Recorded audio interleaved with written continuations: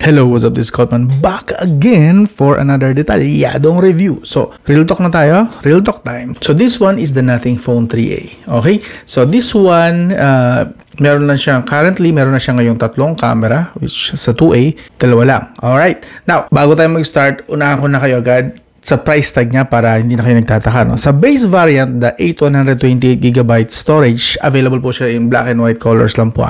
Currently, ewan ko lang magdadagdag sila ng ibang kulay in the future, but currently, black and white lang. So, the 8128GB is 19,990. Alright? And the 12GB RAM and 256GB na storage like this one. See? 12GB, 256GB storage. This one is worth 22,500 or 22,490. Yan. Okay. Kinoconsider ko na siya ng 22,500. Okay. Now, sulit kaya ito sa kanyang price tag? Okay. Kayo na mag-decide. Mamaya na kayo mag-decide. Okay. Pakinggan nyo muna. Panoorin nyo muna itong detalyadong review. So, una sa lahat, the specs. Alright. This is currently running on Android 15 na po agad. Nothing OS 3.1 na siya. Qualcomm Snapdragon 7S Gen 3 po yung kanyang chipset. That's 4nm up to 2.5 GHz na clock speed. Adreno 710 din po yung kanyang GPU. Pero slightly itinaas yung clock speed niya to 940 MHz GPU. So almost 1 GHz na po. So medyo malakas-lakas ang GPU nito supposedly. Pero medyo nabitin tayo ng konti. So spoiler alert. Pero mas maganda panoorin nyo na lang yung actual performance. Alright? Ngayon, post nyo na tong video kung gusto nyo pang basahin itong specs na to. Pero tutuloy na po ako sa detalyadong review. Alright. Sa build and design, okay? So, konting pasada lang sa build and design. So, nag-stick naman si Nothing Phone 3A, nag-stick naman sa design na kung saan siya nakilala. Alright? So, meron pa rin tayong transparent, kunwari na back. Mukha lang ito yung likod niya, pero actually, ang totoong itsura ng likod niya is meron pa yan sa likod. So, this one, glass back na compared sa last year na plastic back, okay? And still, made with recycled materials pa rin po ang Nothing Phone 3A, just like the Nothing Phone 2A. Alright, currently we have 3 cameras. Mamaya papakita ko sa inyo yung mga results niyan. But we have 50 megapixel as usual. 50 megapixel main camera, that's wide with OIS support. And 50 megapixel telephoto, that means pwede na po tayo ngayon mag-optical zoom up to 2 times, if I'm not mistaken. 2 times sa video and 4 times sa camera or sa pictures. Okay? So, yun. And then the other one is the 8 megapixel ultra wide. Alright. Now, sa taas, meron lang po tayo yung noise cancellation mic. And then sa kaliwa, meron tayong volume rocker. Alright. Medyo okay sa akin yung black accent sa white body. Alright. And then sa likod, nandun po yung SIM tray, which is dual SIM po siya, pero non-expandable. So, if I were you, kung bibili talaga kayo nito, go for the 12GB RAM, 256GB na storage, just like this one. So, dual SIM, non-expandable. Alright? And then we have the main microphone, the USB Type-C 2.0, and the speaker grill. Actually, meron pa siya, isa pa ditong speaker. Hindi siya nilagay dito sa taas. Dito pa rin siya. Pero, maririnig nyo naman yung mamaya sa sound test natin or speaker test. Okay? So, overall, dahil na-maintain din natin yung kanyang itsura and which I like about it, and still meron pa rin siya yung pailaw. Ipakita ko sa inyo saglit. Hinaan ko lang yung volume ng Spotify kasi pwede po siyang iset kasi sa music para siyang nagiging equalizer. So tumutugtog siya. This one is from Kiss Up Mata. Again, inanaan ko lang yung volume kasi baka makapiright tayo. But as you can see, sumasabay po yung tunog niya sa music. So, ganun pa rin, kaya din po itong gawin ng 2A and 2A Plus and now the 3A. So, na-maintain nila or I would recommend na kung bibili nyo ito, bilhin nyo yung mga transparent na case para mas ma-appreciate nyo. Sayang, ganito kaganda yung likod tapos gagamitan nyo lang ng mga hindi see-through na mga case, diba? Sayang, ang ganda pa man din. So, yun. So, pagdating sa design, bibigyan ko to ng 9 out of 10. Maganda para sa akin. Nasanay ng mata ko sa Nothing. So, this is my preference. This is what I think about the design. 9 out of 10. Design lang po Hindi po ito overall. Huwag muna kayo mag-OA dyan. Design pa lang yan. So, again, glass back, glass front, metal frame. Hindi actually naka-indicate ko anong ginamit na metal, but this one is supposedly metal frame po siya. And currently, meron na po dito sa kanan na extra button, which is the essential button, which kapag pinindot natin, pwede po tayong mag-add ng voice. So, in-screenshot natin na screen kung anong ginagawa mo sa screen. Anywhere sa screen. Kung nanonood ka ng video, nanonood ka ng YouTube, nanonood ka ng Netflix, or may nakita ka lang na gusto mong tandaan sa Google habang nag-research ka, so on and so forth, just Pindot mo lang yan and then there you go. So, pwede kang mag-add ng note, text lang, or you can add your voice. Alright? So, basically, this is just a one-click button na journal. Okay? Para po kayo may journal or diary or something like that. And sabi ko dun sa unboxing, kapag ginagamit ko ba along the way, kasi nung una, lagi ko siya napipindot. But, after 2 weeks or more na yata may get, so, basta medyo matagal ko na siya ginagamit. And nagamit ko na siya actually sa maraming lakad ko. Hindi naman pala siya ganun ka prone sa accident. Once na nasanay ka na nandun siya, madi-differentiate mo na kung alin ang volume button at yung essential buttons. So basically, yes, nakuha naman sa kasanayan. Nasanay na rin ako na nandyan siya and hindi ko na siya halos na pipindot accidentally, which is good. Now, lipat na tayo sa performance. Sa performance, meron po siyang Antutu score na 800k last time, and then we check kanina bago mag-start itong video na to, we got 797,000. So basically, umiikot siya sa 800,000 lang talaga na Antutu score. Alright? Pero yan ay benchmarking lang. Siyempre, mas gusto ko pa rin, like I said, mas gusto ko pa rin na tinetest siya sa actual. So, konting gaming lang. Again, clarification lang, hindi po ito gaming phone, hindi po ito in-establish or nire-recommend or minamarket ni Nothing as gaming phone. This is your daily casual phone lang talaga. Pwedeng daily driver as long as hindi mo lalaspagin ito sa gaming. Kasi obviously the Qualcomm Snapdragon 7S Gen 3 is not a gaming chipset, but it is very capable chipset. Alright? Now, actual test na tayo sa gaming. Sa Mobile Legends, sinet natin siya sa high FPS and high graphics. Sadly, wala pang ultra rito. I believe kayang-kaya naman ito kasi sa G99 nga may super and ultra, dito pa kayo na mas malakas ito. So, I believe yun ay problem ng optimization at siguro kailangan pa ng software updates dito in the future. But that's in the future. Ang kailangan ko ngayon is yung nire-review ko na version. So, i-judge ko siya or bibigyan ko siya ng verdict base sa ngayon, not in the future na pwedeng siya maging 90 FPS to 120 FPS. Alright? High FPS, high graphics, nag-run lang po siya 60 FPS the whole time. In fairness, sobrang stable kasi ang baba lang naman ng graphics and ng FPS niya.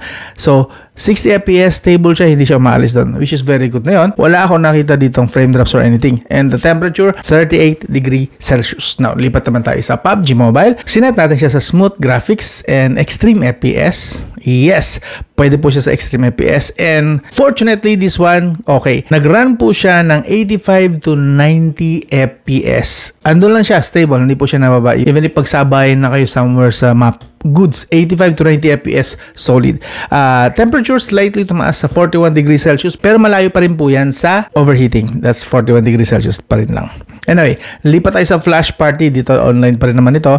Sinet ko siya sa medium graphics kasi yun yung default. Hindi ko na pinakialaman. In fairness, nakakuha tayo dito ng 60 FPS stable and up to 40 degrees Celsius na temperature. So, not bad. Add ko lang na meron po siyang game mode kung papansin nyo. Meron po siyang game mode sa kaliwa and sa kanan. Pwede pong i-turn on yung kanyang FPS monitor. So, meron po siyang native FPS monitor just in case na gusto mo pa rin itong gamitin for gaming, although hindi po siya minamarket for gaming. Capable naman po siya. It's just not for heavy gamers. Real talk po tayo. Hindi ko po kayo bubulahin dyan sa part na yan. Hindi po ito gaming phone. But it can game. Not the best settings nga lang makukuha nyo. Okay. Real talk again. Alright. Now, sa performance, bibigyan ko lang ito ng 7 out of 10. Yeah. May kababaan pero still pasado pa rin po yan. Alright? Again, not a gaming phone. And hindi natin siya tinrato ng gaming phone. Kasi hindi siya gaming phone na minamarket. Gusto ko lang malinaw yun. Kasi mamaya may magre-react naman sa inyo dyan. Hindi naman po siya minamarket eh. So, lipat naman tayo sa battery. Kung kanina sa performance, medyo pasang-awa siya. Dito sa battery, papakita ko na lang sa inyo mabilisan. Siyempre, tinest natin siya as usual. Sa half brightness, half volume, para ito sa mga users na nasa bahay lang or nasa office lang or hindi babad sa sikat ng araw, sa liwanag ng araw yung smartphone, kaya po niya 16 hours, 14 minutes. That's half brightness, half volume with internet. Alright? And may mga naka-install na kahit paano konting mga social media, isang Messenger, isang Facebook at mga games. Okay? Magbabago po ang result yan kung mas marami kayong in-install na social media. Kasi ang social media is always on, always running sa background. So, pwede pa bumaba yan or pwede pa maapektuhan. But, if you're just using konting social media and konting apps, hindi kayo yung install na hindi naman gagamitin, you can get near this result. That's again half brightness, half volume. Lipat tayo sa full brightness naman. Sa full brightness, full volume para sa mga tropa nating riders na laging babad sa tanghaling tapat at sa mga tropa natin na basically lagi lang nasa tanghaling tapat, kaya po niya hanggang 11 hours 80 minutes. That's very good actually. Kasi usually, yung 11 hours 80 minutes yan ang mga score ng half brightness ng Infinix Tecno. yan yung half brightness nila. But dito, yung 11 hours 10 is full brightness na yan dito kay Nothing Phone 3a. Alright? Solid, diba? So, sa battery, ang ganda ng performance niya, ang ganda ng optimization. Na-maintain nila from Nothing Phone 2a na nagamit ko, Nothing Phone 2a Plus, and now Nothing Phone 3a, same, ganun pa rin po. Maaasahan pa rin yung battery niya. But again, like I said, results could change depende sa dami ng ini-install nyong social media apps or any apps at all. Okay, na iniwan nyo sa background lang. Basically, ganun. Alright? Now, kung di ko pa nabanggit, this has 5,000 mAh battery. Supported po niya hanggang 50 watts charging. Okay, wala pong charging brick na kasama, but this one works. All the Nothing Phone na dumaan sa akin, nag-work po sila sa gun chargers. So pwede po kayong gumamit ng gun chargers. Ako personally, gumagamit ako ng Ugreen. Iwan ko yung link sa video description ng mga ginagamit kong charger para dito. And actually, yung charger ng Lenovo ko tablet, gumagana rin dito. So basically, hindi po ito mapili. Hindi kagaya ng ibang smartphone like sa Oppo na SuperVOOC or sa OnePlus SuperVOOC lang para gumana yung fast charging. Dito, gumagana kahit ano, basta quality at saka original na charger. Okay? It doesn't matter kahit anong brand.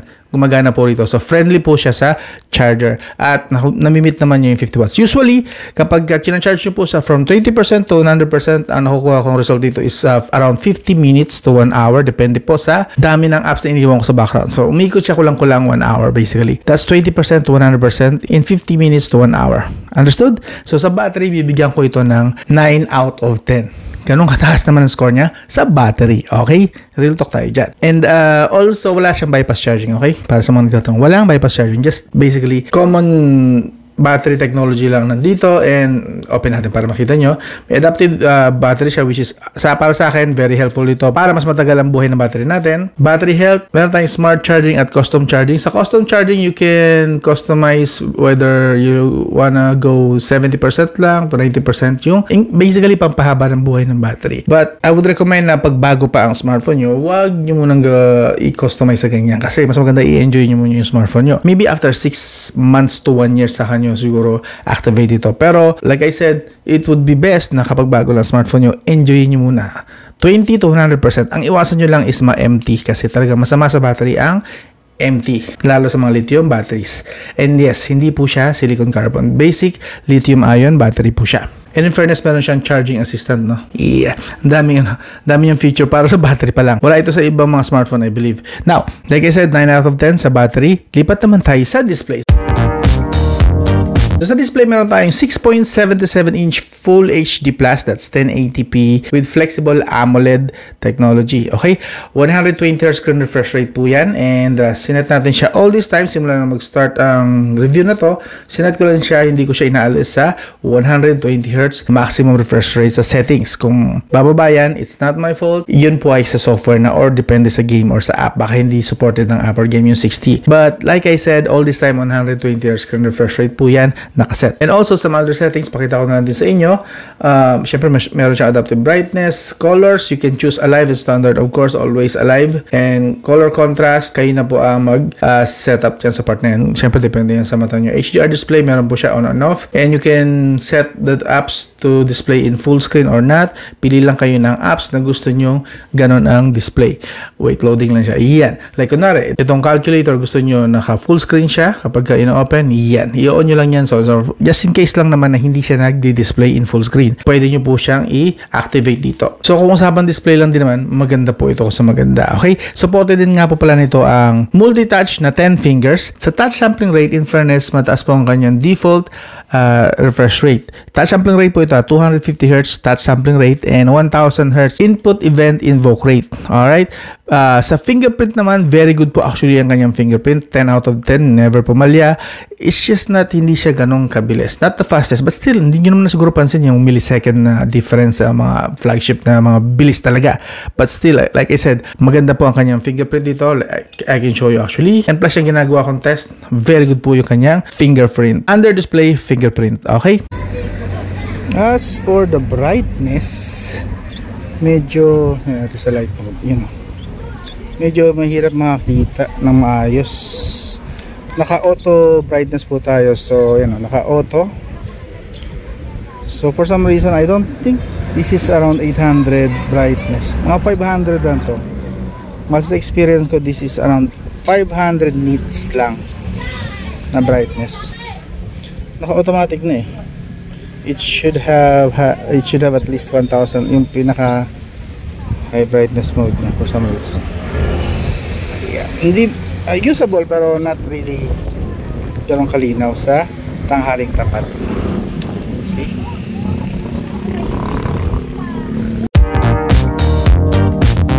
Now, lipat naman tayo sa camera. Okay, ito na tayo. Camera, again, 50 megapixel na wide with OIS, 50 megapixel na telephoto, and 8 megapixel na ultra wide. At ito po ang kanya mga resulta. Okay?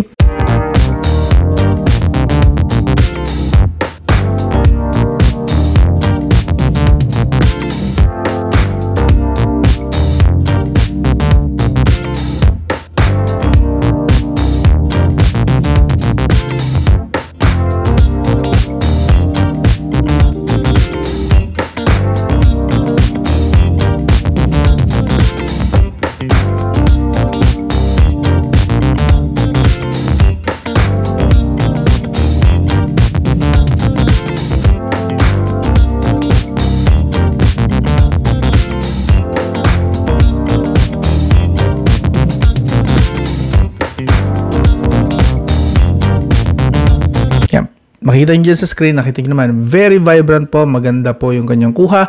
Okay yung dynamic range for most of the time, at least 9 out of 10 na mga kuha. Okay naman, very usable, uploadable, and ready na siya sa social media. Hindi nyo na halos kailangan pang i-edit.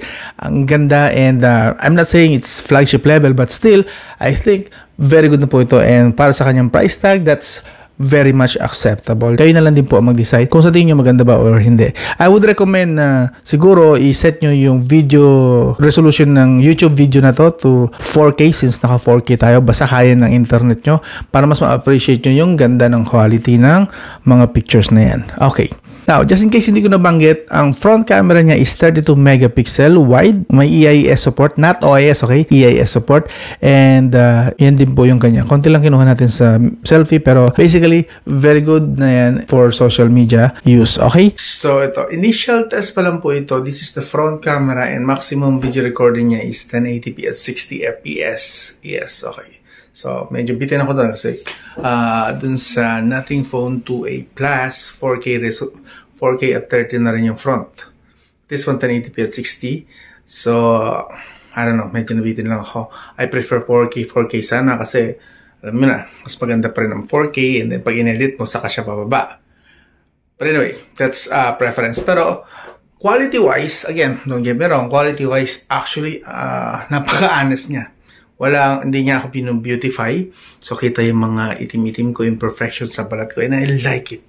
Kita ko talaga, kilala ko yan. Ako talaga yan. Hindi niya ako beautify, hindi niya ina-okay, hindi niya ako pinapakinis. Maitim talaga ako sa personal at hindi rin ako makinis. Yan, ganyan. This is why I like, I prefer, recently, mas prefer ko lang yung camera ng Nothing kahit na nasa budget category sila. Hindi naman laging kailangan na makakuha tayo ng ganitong quality, realistic, hindi nag-beautify sa halagang anong tawag dito, sa halagang 50,000 pataas.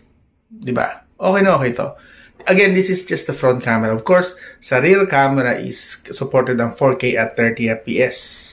Yeah. Medyo bitin din kasi gusto ko sana 4K 60 kasi mga footage ko dito sa channel is 4K 60 at 4K 30. Depende kung anong video purpose. Close to real life yung kulay niya. Kamusta nga pala yung microphone? Kanina pa nasasalita. Direct po tayo sa microphone ng smartphone na to, nitong ni 3A. Wala pong editing na mangyayari. As is. Yan. So, ito ang rear camera, 4K at 30 fps. May OIS sa pansin ko. Steady. Lalakad lang po tayo. Stable siya. So I like it. May OIS. Kamusta naman yung microphone niya. Ganda, hindi siya nag-overexpose din. So, solid. Yeah. Kamusta ang mic? Sa video po, 4K at 30 FPS yung maximum po niya sa video recording, and 1080p at 60 FPS kung naghahanap kayo ng 60 FPS. That's for the rear camera. Sa front camera, supported lang po niya hanggang 1080p at 60 FPS. In fairness, maganda po yung kanyang mic for vlogging. I like the mic. Maganda, malinaw. Not the cleanest, pero pwede na po ito for vlogging. Alright. Now, as for my verdict, bibigyan ko to ng 8 out of 10 sa camera. Not bad, diba? Lipat naman tayo ngayon sa audio. Hey Google, how far is the nearest SM mall? You're 1.5 kilometers away from Railroad Street by Philadelphia by home. Thank you. Okay, this has dual speaker, one sa bottom and one dito sa may earpiece halos. Anyway, ito po yung test para kayo na po mag-judge. Once it's in your mind, it's infectious. So fight for your life and reject it. You better give me space, I'm protected. My adrenaline spikes when I'm threatened. And if you stay in the way, I'm aggressive. Cause when there's no exit, I'll kill when I'm desperate.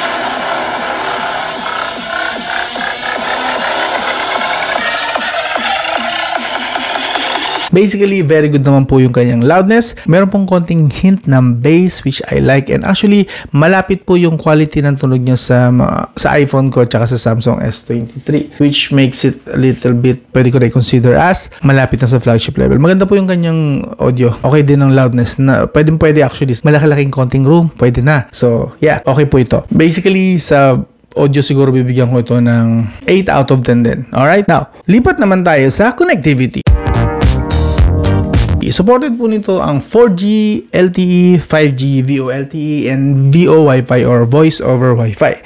Yes, ayan pa makikita nyo dyan. Wi-Fi 2.4 GHz with 5 GHz din, and supported po niyang Wi-Fi 6 and Wi-Fi 6E. Okay. Now, speed test syempre. Speed test, impressive po actually ang kanyang Wi-Fi reception. Okay? Malakas na kukuha niya rito ang maximum speed ng plan ko. And sa mobile data, actually, maganda rin po. Mas malakas actually ang sagap nito compared dun sa na-test ko recently na Realme Neo 7 and OnePlus Ace 5. Pagdating sa mobile data speed, mas malakas po ito. Pero pagdating sa Wi-Fi, mas malakas po yung dalawa na binanggit ko. This one, lamang siya sa mobile data. Maybe kasi dahil ito ay international version and the other two na binanggit ko is China ROM yun. Realme Neo 7 and OnePlus Ace 5. So that is why siguro medyo hindi ganun kalakasan yung kanilang mobile data signal. Still, I'm not saying basuro yung signal nila. Maganda rin actually. It's just that mas malakas lang ang sagap nito. Sa dalawang yon 20 Mbps lang dito sa area namin. But this one, kaya niya hanggang 30 Mbps. Minsan lumalagpas pa nga. So very good dito kay Nothing Phone 3a. Okay. Meron din po itong Bluetooth 5.4 and NFC. Speaking of Bluetooth, ang codec supported po niya most popular codecs including LDAC, LC3, LHDC, and yung Qualcomm HD and TWS at adaptive. Solid dito. Maganda po rito. So kung mahilig kayo sa sound trip at meron kayong mga high-end na mga Bluetooth earbuds dyan, okay po gamitin dito. Solid. Very nice. Ang dami po yung supported na mga Bluetooth codec. Okay?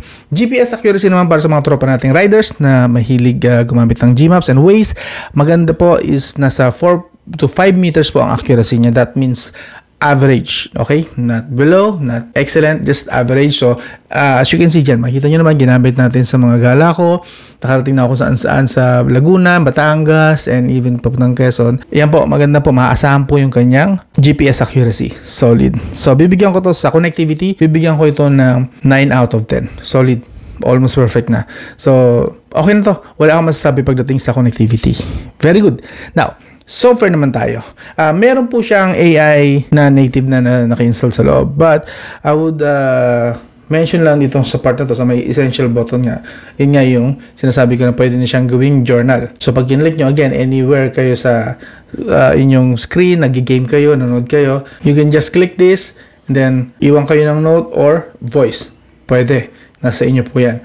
or you can cancel anytime kung aksidente nyo lang siya napipindot. Dito naman sa loob ng kanyang settings, pag bumaba kayo sa may special features, meron po siyang anuhan ng gestures, just in case lang. So ito yung pinaka-favorite ko, andun pa rin yung kanyang double press for camera. Double press mo lang yung power button, lalabas, lipat na siya agad sa camera. Kung nagmamadali ka, dalawang pindot, camera na. Okay? So, lipat tayo. Now, ito po yung kanyang mga other gesture settings. Tap to show lock screen, just in case lang. So, again, pwede po siya i-double tap. Built-in na po yan. And then, double tap again para silipin lang siya. And then, you can go ahead para i-open siya. Alright, that's the gestures pa lang. Meron din po siyang game mode. Yung nga yung nabanggit ko kanina. That's within, native po yan mismo sa kanyang settings. So, hindi na kayo problema dito ng mga FPS monitor niya, etc. etc. And the rest, napaka-basic po niya. Napakalinis po ng settings niya. Napakalinis din ng UI niya. Napaka-simple lang din kung gusto mo siya i-customize. Ito, customization, blah, blah, blah. Yan lang. Basically, hindi ka naman simplicity ng iPhone and lahat ng advanced na pwede mong gawin sa Android, pinagsama rito sa loob ng nating OS. Yes. So, kung hindi ka ganun ka-advanced user, okay lang. Basic user ka, okay lang. Mabilis kang makaka-adjust dito, makaka-adapt dito. Kung mahilig ka pa rin naman manguting-ting, okay lang din. Kasi don't forget, this is still an Android OS. That means may developer options, pwede mong kuting-tingin, etc. etc. At pwede ka mag-install ng kung ano-ano rito. So, I believe, pinagsama na rito. Not to mention sa design na may sarili din siyang identity. Hindi ganun kasimple, pero at least straightforward. Alright? So, basically, napakaganda po ng UI nito, ng software niya. Maganda rin ang kanyang software support so far. I believe nothing promised 3 years major update. That means Android 15 ito currently. Makakatanggap kayo hanggang Android 18 dito sa smartphone na to. That's 3 years major update. And then, meron pa silang 6 years security update. Yes. So, after 3 years, meron pa kayong another 3 years na security updates. Tuloy-tuloy pa rin. Secured pa rin. Safe pa rin pong gamitin yung inyong smartphone. So, again, 3 major updates and 6 years security updates. Okay ba? Solid na yun. Lipat na tayo sa verdict. So, I believe nag-start ang pre-order nito noong March 8 hanggang 12. Pero yung pinaka-actual na release date niya or pwede nang magbenta na sila dito sa Pilipinas is March 29. So, I believe mauuna itong publish bago yung actual na availability niya sa Digital Walker, Beyond the Box, and maybe open source din. So, iwan ko yung mga link na mga official store. I believe Digital Walker talaga ang official store nito. So, abangan nyo doon kung interesado kayo. Meron po silang physical store sa mga SM malls like MOA. Meron din po sila sa Lazada. Meron din po sila sa Shopee. Meron din silang website if you want.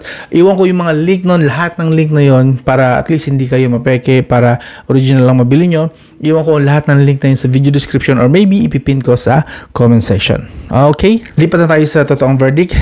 Sa lahat ng kayang i-offer ni Nothing Phone 3a from pinakamalinis or hindi man siguro pinaka talaga, isa sa pinakamalinis, pero I think ito na yung pinakamalinis. Pero sige, ilagay lang natin siya sa isa sa pinakamalinis na OS, na Android OS. Walang ads. Wala pong ads dito. Kahit saan po kayo. Kung magkaka-ads ito dahil siguro kung sa mga pinag-i-install yung mga apps and games. Okay? Pero natively, wala po itong ads. Napakalinis po. Okay? Solid ito. Hindi kagaya ng ibang mga Chinese brands na tad-tad ng ads. Okay? Even Samsung may ads din. Halos walang bloatware kasi kung pinaka-bloatware lang nito is mga Google. The rest, ako naman na nag-install niya. Yun lang yung makikita niyo mga Google, which pwede nyo naman i-disable or uninstall. No bloatware. Unique design, yes. Pag nakakita nito, obviously, Nothing Phone yan. Ano mang version yan, still Nothing Phone. Napaka-distinctive na po masyado. Yan po talaga ang trademark ni Nothing na design. Alright? Very good battery. Ang ganda rin ng reception. Saan ka pa? For mobile data and tsaka yung powerful Wi-Fi 6 niya, solid. Para sa akin, this is sulit sa kanyang price tag. Okay? Now, kung ikaw ay gamer at ikaw si chipset boy, wala kang ibang tinitingnan. Kung ito chipset, wala kang pakialam kung tad-tad ng ads yan, tad-tad ng bloat. Basta yung chipset malakas. Again, kung ikaw ay si chipset boy, malamang hindi po isulit sa ito. Kaya sasabihin ko na agad sa'yo, hindi po para sa'yo ito. Pero sa mga kagaya ko na naghahanap ng peace of mind lang, basic lang. Hindi sa lahat ng oras gusto ko ng advance ako Meron akong smartphone para sa advanced using for tweaking.